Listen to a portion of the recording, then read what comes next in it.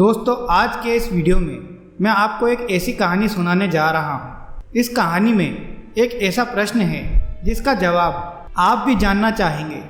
आपके मन में भी यह सवाल अवश्य उठा होगा, लेकिन अब तक आपको इसका जवाब नहीं मिल पाया होगा। बहुत समय पहले की बात है। किसी नगर में दो जुड़वा भाई रहते थे। दोनों जुड़वा भाई आपस में बहुत प्रेम करते थे। उनके बीच का जो संबंध था वह बहुत ही मजबूत था। दोनों एक दूसरे की कदर करते थे।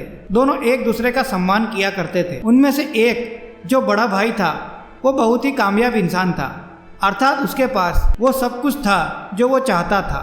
धन, दौलत, वैभव और सारी सुख सुविधाएं। वहीं पर जो दूसरा भाई था उसके पास धन दौलत तो नहीं थी, लेकिन उसने मान सम्मान बहुत कमाया था, पर थोड़ा गरीब था, लेकिन अपने जीवन से संतुष्ट था। दोनों भाई अपने जीवन को मजे में जी रहे थे। देखते ही देखते समय बीतता गया और समय के साथ साथ वो दोनों भाई बूढ़े हो चुके थे। अब उनके पास अपने पूरे जीवन का कुछ समय ही शेष बचा था, और यह ऐसा समय था जब दोनों भाइयों की परिस्थितियां लगभग एक जैसी ही थी। जिसने बहुत अधिक धन कमाया था उसने भी अपना जीवन जैसे तैसे ही काटा, और जिसने मान प्रतिष्ठा कमाई थी, जिसके पास ज़्यादा धन नहीं था, उसका भी जीवन जैसे तैसे ही कट रहा था। लेकिन अब उन्हें यह एहसास होने लगा था कि हमने अपने जीवन में जो कुछ भी हासिल किया उसका क्या अर्थ हुआ। वह दोनों यह सोच रहे थे कि हमने जीवन भर इतनी मेहनत की, इतना कुछ अपने लिए कमाया, लेकिन यह सब कुछ व्यर्थ ही रह गया। जिस कारण ये दोनों भाई परेशान रहने लगे थे और अपने जीवन की यात्रा को खत्म करने से पहले अपने सभी सवालों का जवाब जानना चाहते थे।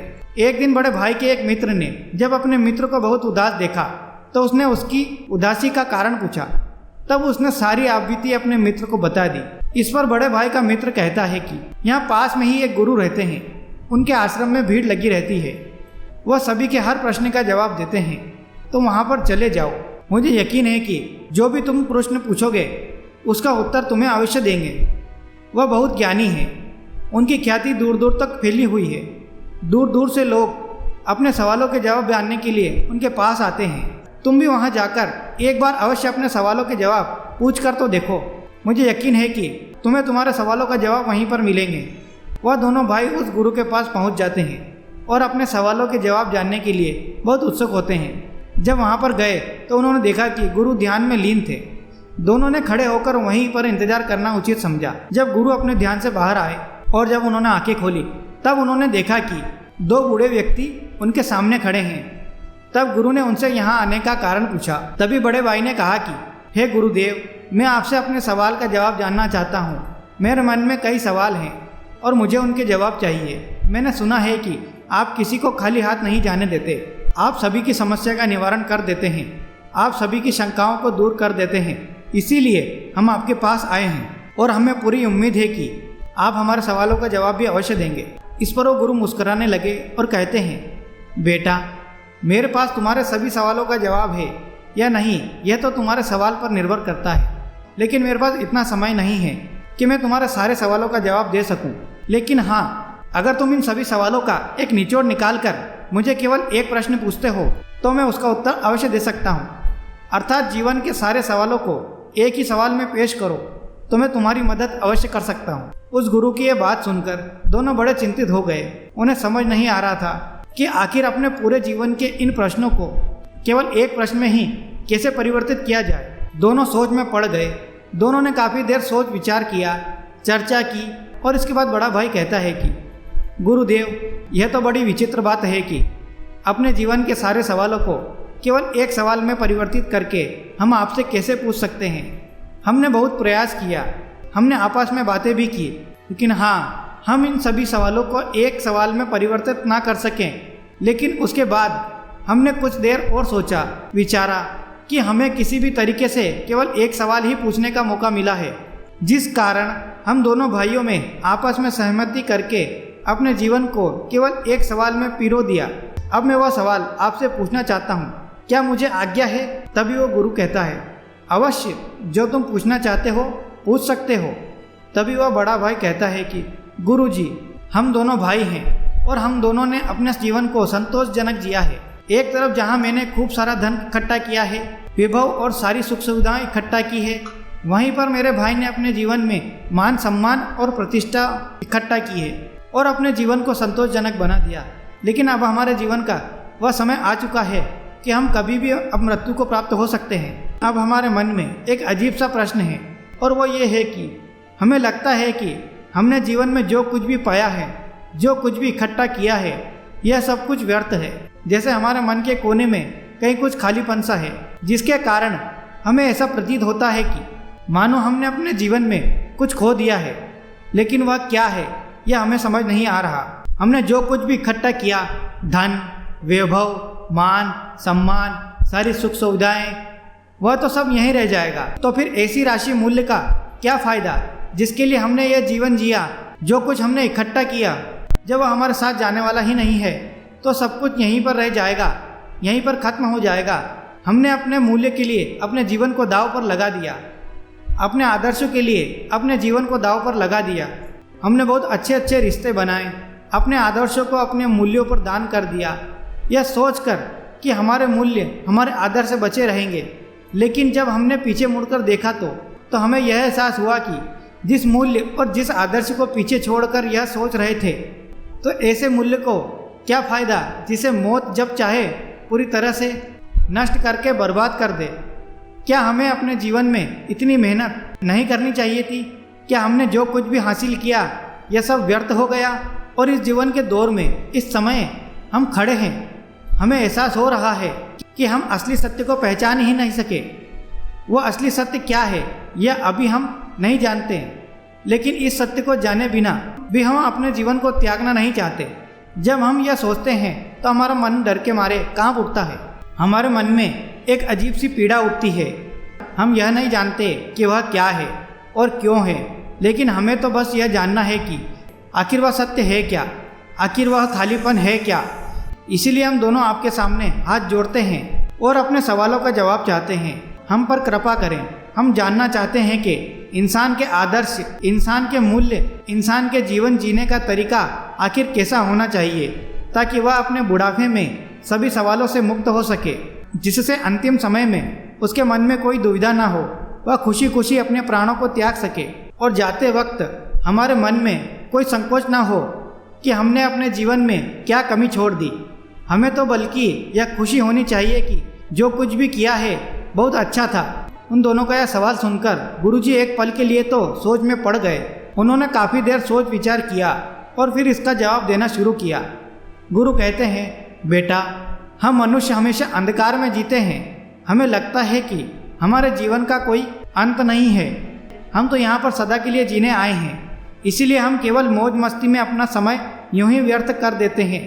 उन चीज़ों का इकट्ठा करने में अपना समय लगाते हैं जो हमारे किसी काम की ही नहीं।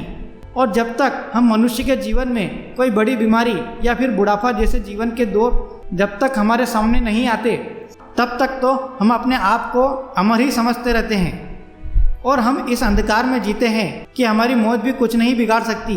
क्या तुम दोनों को कभी एहसास हुआ है? क्या कभी तुम्हारे साथ ऐसा पल गुजरा है? क्या तुम्हें तब कभी ये एहसास हुआ था कि तुम्हारी सांसें जो अभी चल रही है आखिरी सांस बन जाए? मुझे यकीन है जब तुम जवान होंगे तब तुम्हारे मन में ऐसे कोई सवाल उत्पन्न नहीं हुए होंगे, क्योंकि उन दिनों में हमारा मन केवल वासनाओं में लिप्त रहता है। उसे तो केवल अपनी वासनाओं की पूर्ति करनी अच्छी लगती है। उसे हमेशा बस एक ही ओर रहती है, अपने जीवन में कुछ करना है, कुछ पाना है, धन इकट्ठा करना है, मान प्रतिष्ठा वैभव वह सारी सुख सुविधाएं इकट्ठा करना है, एक अच्छा या फिर हमें एक संतोष जीवन जीना है। तो इसी प्रकार हर एक मनुष्य, हर एक व्यक्ति अपने जीवन के मूल्यों को, अपने आदर्शों को अपने जीवन के निर्धारित करता है। जब तक सब कुछ ठीक होता है तब तक हमारे मन में कभी कभी कोई शंका या कभी कोई प्रश्न नहीं उठता, लेकिन जैसे ही हमारे जीवन में कोई बुरा दौर आता है, कोई विपरीत परिस्थिति आती है या फिर कुछ अनहोनी हो जाती है, या फिर जब हम किसी गंभीर बीमारी से बीमार हो जाते हैं, या जब हमारे सामने हमारे अंतिम समय नज़र आता है, उस दिन हमारे मन में यह सवाल जरूर उत्पन्न होता है कि हमारे जीवन के आदर्शों का, जीवन के मूल्यों का आखिर क्या महत्व है। अगर अभी के अभी मेरा प्राण निकल जाए तो क्या मेरे आदर्श, मेरे मूल्य मुझे संतोषजनक मृत्यु दे सकते हैं, परिपूर्णता से इस जीवन को त्यागने का साधन दे सकते हैं? और उस वक्त हमें यह भी एहसास हो जाता है कि हमारे जीवन के जो मूल्य हैं, जो आदर्श हैं सब इस जमाने की देन है जो समाज ने हम पर डाला है, और इस बात के लिए हम अपना पूरा जीवन इसी तरह से व्यतीत कर देते हैं। तुमने देखा होगा कि हम में से अधिकतर लोग अपने जीवन में मान सम्मान, प्रतिष्ठा और धन इकट्ठा करने में लगे रहते हैं, और इसी प्रकार उनका जीवन यूं ही समाप्त हो जाता है, और उनके जो जीवन के मूल्य हैं, जो जीवन के आदर्श है, वह यहीं पर रह जाते हैं। लेकिन यह आदर्श केवल एकमात्र कागज की नाव के समान है। जब तेज बारिश होती है तो कागज की नाव तहस नहस हो जाती है। जब तक वह इंसान उस कागज की नाव में बैठा होता है और बारिश नहीं हो रही होती है, तब तक वह अपने आप को सर्वश्रेष्ठ मानता है, अमर मानता है। वह सोचता है कि मौत भी मेरा कुछ नहीं बिगाड़ सकती। लेकिन जब उसे इस बात का एहसास होता है कि मैंने व्यर्थ की चीज़ों को इकट्ठा करने में अपना पूरा समय गंवा दिया, अपना पूरा जीवन व्यर्थ कर दिया, तब तक बहुत देर हो जाती है। तब उसे यह भी एहसास हो जाता है कि जो आदर्श और मूल्यों के पीछे मैं भाग रहा था वह तो एक कंकड़ पत्थर की भांति है। और आखिरी समय में उसे यह भी एहसास हो जाता है कि उसने अपने जीवन में कुछ भी हासिल नहीं किया। लेकिन तब तक समय बीत चुका होता है और हम मनुष्य के हाथों में उस समय कोई समय नहीं बचा होता है, क्योंकि मृत्यु दरवाजे पर दस्तक दे रही होती है। और यही विचार इंसान के मन में पीड़ा उत्पन्न करते हैं, और तब तक उस व्यक्ति के मन में एक असंतोष की भावना उत्पन्न रहती है। उसे लगता है कि उसने अपने जीवन में कुछ भी नहीं किया, जिस कारण उसके मन में एक अधूरापन सा रह जाता है, एक कालीपन सा रह जाता है, जिसके कारण मनुष्य कभी भी परिपूर्णता से मृत्यु को प्राप्त नहीं कर पाता, खुशी खुशी मृत्यु को गले नहीं लगा पाता। लेकिन असली सवाल तो यह है कि क्या सचमुच मौत को खुशी खुशी गले लगाया जा सकता है?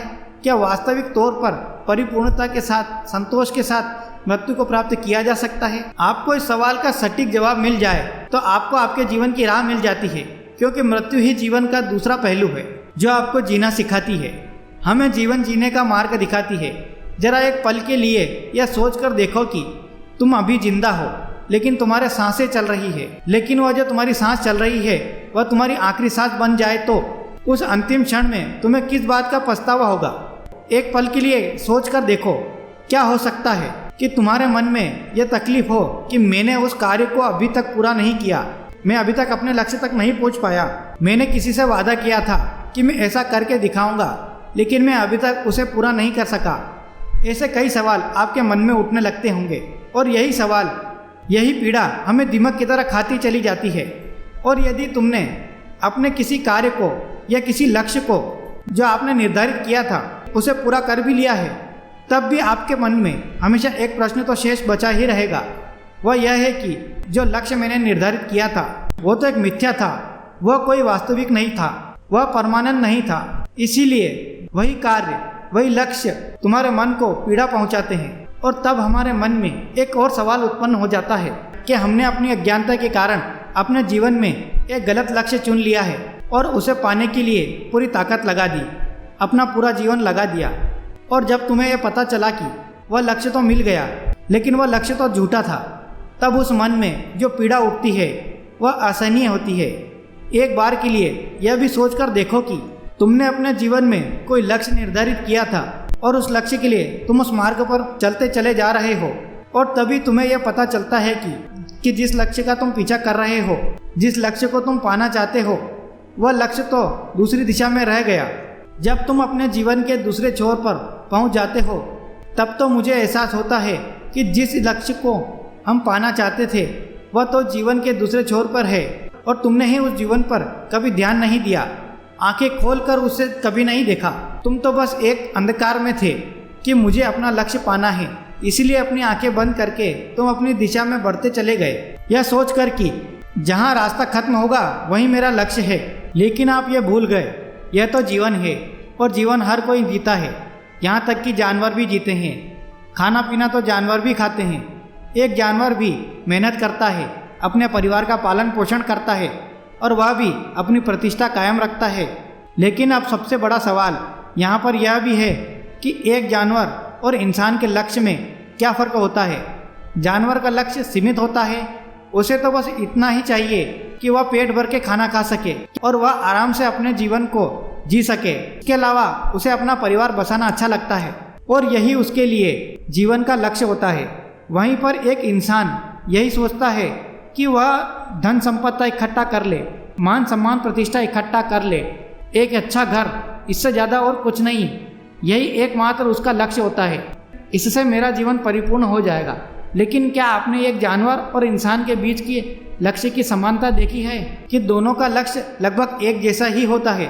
उन्हें भी मेहनत करके अपने परिवार का पालन पोषण करना है, पेट भर के खाना खाना है, और इधर हर एक व्यक्ति को मान सम्मान, प्रतिष्ठा, अपना परिवार और अपना धन इकट्ठा करना है। तो जब दोनों की लक्ष्य लगभग एक जैसी ही है और दोनों का जीवन लगभग एक जैसा ही है, तो फिर हम इंसानों को यह अहंकार क्यों है कि हम एक इंसान हैं? हम क्यों भला अपने आप को उस जानवर से ऊपर समझते हैं? आखिर वही जीवन हम भी जी रहे हैं और वह जानवर भी जी रहा है। फिर दोनों में फ़र्क क्या है? तो यहाँ पर इसका जवाब भी बड़ा सीधा है और सरल है। एक इंसान के पास उसकी चेतना होती है। जिसकी चेतना ऊपर उठ चुकी होती है उसे इस बात का भली भांति एहसास होता है कि एक इंसान के पास चेतना का फर्क है। जानवरों में चेतना नहीं होती है, लेकिन दूसरी तरफ इंसानों की चेतना ऊपर होती है। और इसी चेतना का इस्तेमाल करके यदि आप चाहें तो परमात्मा को भी हासिल कर सकते हैं। लेकिन हम मनुष्य तो केवल इस समाज से चलते हैं। अपनी चेतना का इस्तेमाल केवल धन दौलत और मान प्रतिष्ठा, समाज में अच्छा बने रहने के लिए इस चेतना का छोटी छोटी चीज़ों के लिए इस्तेमाल करते हैं। किंतु यदि हम चाहें तो अपनी चेतना का इस्तेमाल करके हम जीवन को परमानंद की तरफ ले जा सकते हैं, जिसे हमें जीवन का आनंद भी आएगा, उस परमात्मा का ज्ञान पा सकते हैं। लेकिन यह चेतना हम समय के साथ साथ धीरे धीरे बर्बाद कर देते हैं। हमें इसका कोई एहसास नहीं रह जाता। इसीलिए जब जीवन का अंतिम समय आता है तो हमारे मन में एक पीड़ा उत्पन्न होती है, हमारे मन में तकलीफ रहती है, और वही हमें यह एहसास भी कराती है कि जो कुछ भी हमने अपने जीवन में हासिल किया वो एक कंकड़ पत्थर के समान है। और यही कारण है जब हमारा अंतिम समय आता है तो हमारे भीतर कई तरह के सवाल होते हैं और हमें कई तरह की तकलीफें उत्पन्न होती है, जिस कारण एक मनुष्य परिपूर्णता के साथ कभी मृत्यु को प्राप्त नहीं कर पाता और समाज के सारे मूल्य, सारे आदर्श हम पर बोझ बनकर रह जाते हैं। उनका हम पालन तो करते हैं लेकिन अधूरे चैतन्य के साथ, क्योंकि वह तुम्हारी खोज नहीं है, यह तो समाज की खोज है और यह समाज ने यह बात तुम पर डाला है। लेकिन जब हम हमारी चेतना का इस्तेमाल करते हैं तो हमें यह अच्छी तरह से समझ में आ जाता है जिस आदर्श जिस मूल्यों के लिए हम जी रहे हैं उसे हम अच्छी तरह से समझ पाते हैं, उसे अच्छी तरह से पहचान पाते हैं, और उसे यह आदर्श या जीवन के मूल्यों के रूप में हम बोझ नहीं बन पाते, लेकिन यह हमारे जीवन के लिए एक दिशा का काम करते हैं, हमें एक रास्ता प्रदान करते हैं। इसलिए हर एक इंसान के जीवन में यह एक लक्ष्य तो होना ही चाहिए कि वह अपने जीवन में चेतना का स्तर को ऊपर उठा सके।